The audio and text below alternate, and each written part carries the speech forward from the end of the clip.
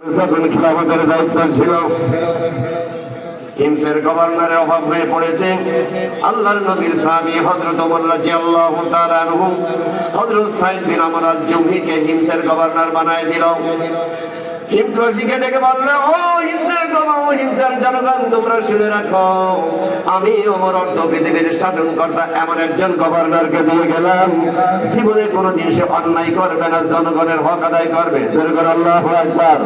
হে বাজান, এবার জেলের কান্টা লাগাবেন রে বাজান।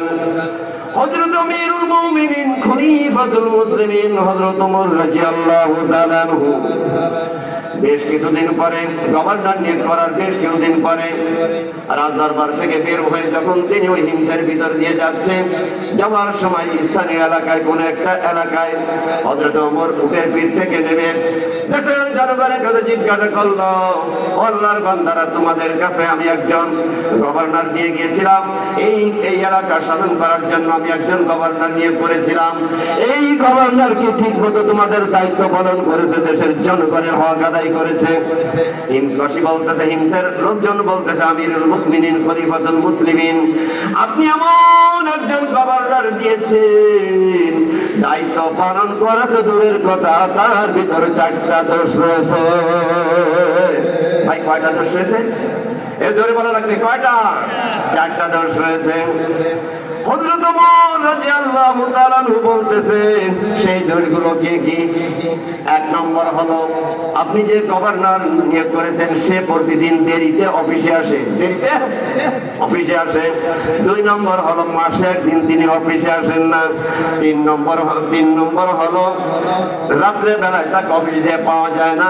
4 নম্বর হলো, মাঝে মাঝে অফিসে গেলে সে জনগণকে চিনতে পারে না। হযরত ওমর রাদিয়াল্লাহু তাআলা অর্ধ পৃথিবীর শাসনকর্তার সঙ্গে সঙ্গে রাষ্ট্রীয় প্রতিনিধি পাঠায় দিল। সাইদ বিন আমর আল-জুহনি রাদিয়াল্লাহু তাআলাকে তলব করা হলো। কোন পথের মাঝে কোন আদালত বসে হযরত ওমর সাইদ বিন আমর আল-জুহনি রাদিয়াল্লাহু তাআলাকে জিজ্ঞাসা করলো, তোমাকে হিমসের গভর্নরের দায়িত্ব দিয়ে গেছিলাম, তুমি জনগণের হক ঠিক মতো আদায় করো নাই কেন? বলছে, আমিরুল মুমিনিন, আমি তো সঠিকভাবে জনগণের হক আদায় করেছি, আমি তো সঠিকভাবে গভর্নরের দায়িত্ব পালন করেছি। হযরত ওমর বলতেছে, জনগণ তোমার বিরুদ্ধে 4টা অভিযোগ দিয়েছে। 1 নম্বর অভিযোগ হলো, তুমি প্রতিদিন দেরিতে অফিসে আসো, প্রতিদিন দেরিতে অফিসে আসো। হযরত সাইদ বিন আমর আল-জুহনি বলতেছে, আমিরুল মুমিনিন, আমি এই হিমসের একজন গভর্নর, এত বড় পদে চাকরি করি, কিন্তু আমার বাসায় রাষ্ট্রীয়ভাবে কোনো সহযোগিতা নেয়নি, কোনো পিয়ন, কোনো আয়া, অর্থাৎ রাষ্ট্রের পক্ষ থেকে কোনো প্রকার ব্যবস্থা আমি নেয়নি, সহযোগিতা নেয়নি।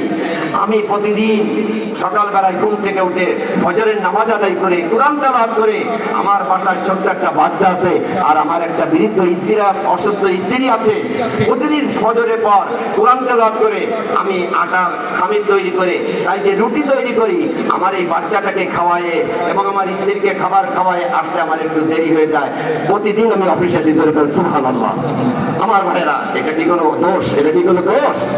আমার ভাইজান, জেলের কান্ডা লাগাবেন। হযরত ওমর বলে, ও সাইদ বিন আমর আল-জুহনি, তুমি বলো কি, তুমি এত সুন্দরভাবে দায়িত্ব পালন করো, আমি তো জানতাম না। এবার বলতেছে, সাইদ, তোমার বিরুদ্ধে 2 নম্বর অভিযোগ হলো, তুমি মাসে 1 দিন অফিসে আসো না। আমার ভাইজান, হযরত সাইদ বিন আমর আল-জুহনি রাদিয়াল্লাহু তাআলা আনহু অর্ধ পৃথিবীর শাসনকর্তা ওমরের সামনে দাঁড়িয়ে বলতেছে, আমিরুল মুমিনিন, আপনি যেদিন থেকে আমাকে এই গভর্নরের দায়িত্ব দান করেছেন, সেই দিন থেকে হুজুর আপনি দেখেছেন আমার গায়ে যে পোশাকটা আছে, এই একটা পোশাক পরে আমি সারা বছর আমার দায়িত্ব পালন করি। সুবহানাল্লাহ। সারা বছর একটা পোশাক পরিধান করি, আমার আর কোনো পোশাক নাই। আমি এখন একজন গভর্নর, পৃথিবীর এমন একটা এলাকার গভর্নর আপনি আমাকে বানিয়েছেন। আমি গভর্নমেন্টের পক্ষ থেকে কোনো প্রকার সুযোগ গ্রহণ করি না। আমিরুল মুমিনিন, আমি মাসে 1 দিন অফিসে আসি না, এই কথাটা মিথ্যা কথা।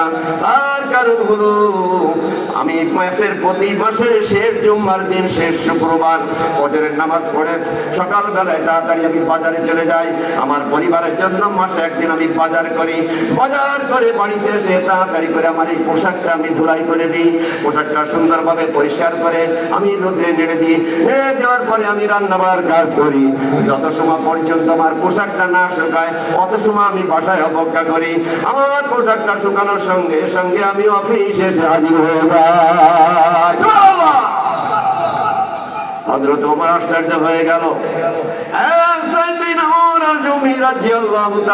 তোমার কথা শুনে আমি অবাক হয়ে গেলাম। আমি যদি জানতাম তোমার ভিতরে এত গুণ তাহলে আমি তোমাকে কখনো ডাকতাম না। আল্লাহু আকবার। হে বাজান, আল্লাহর দুনিয়ায় আল্লাহর জমিনে আল্লাহকে ভয় করে যদি জনগণের সেবা করা হয়, জনগণের সেবাটা আমার আল্লাহ তাআলা ইবাদত হিসেবে কবুল করে। ঠিক না বন্ধুরা, আমার ভাইরা আমার, এবার খেয়াল করবেন, আমিরুল মুমিনিন খলিফাতুল মুসলিমিন হযরত ওমর রাদিয়াল্লাহু তাআলা আনহু বলতেছেন, আমার জমির শোনো, তোমার ৩ নম্বর অভিযোগ হলো রাত্রে বেলায় মাঝে মাঝে তুমি অফিসে থাকো না। তার ব্যাপারটা কি? রাত্রে বেলায় দেশের জনগণ এসে তোমার পায় না, দেশের জনগণ খেদমত সেবা নিতে পারে না।